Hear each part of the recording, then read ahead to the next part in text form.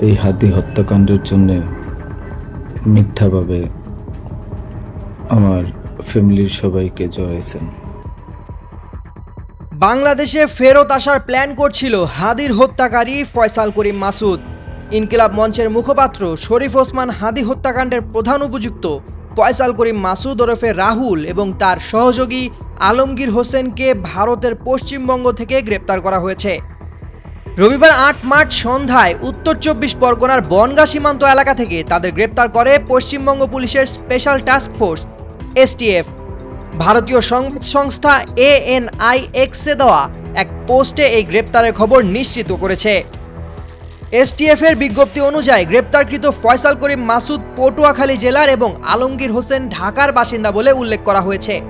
হাদি হত্যাকাণ্ডের পর থেকেই তারা নজরদারিতে ছিলেন এবং বনগাঁ সীমান্ত দিয়ে পুনরায় বাংলাদেশে প্রবেশ করার চেষ্টার সময় গ্রেপ্তার হন।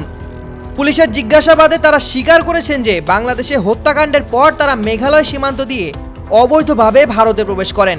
এরপর ভারতের বিভিন্ন স্থানে পরিচয় গোপন করে অবস্থান করার পর সম্প্রতি তারা পশ্চিমবঙ্গের সীমান্ত এলাকায় আসেন। তদন্তকারী কর্মকর্তাদের মতে আসামিরা বনগাঁ এলাকায় অবস্থান নিয়ে আবারও বাংলাদেশে প্রবেশের পরিকল্পনা করছিলেন। ভারতে অবৈধভাবে প্রবেশের দায়ে তাদের বিরুদ্ধে একটি মামলা দায়ের করা হয়েছে। রবিবার রাতে তাদের সংশ্লিষ্ট আদালতে হাজির করা হলে আদালত তাদের পুলিশ হেফাজতে পাঠানোর নির্দেশ দেন। এখন আইনি ও কূটনৈতিক প্রক্রিয়ার মাধ্যমে তাদের দ্রুত বাংলাদেশে ফিরিয়ে এনে বিচারের মুখোমুখি করার দাবি জানানো হচ্ছে। Desk report, Bangla post.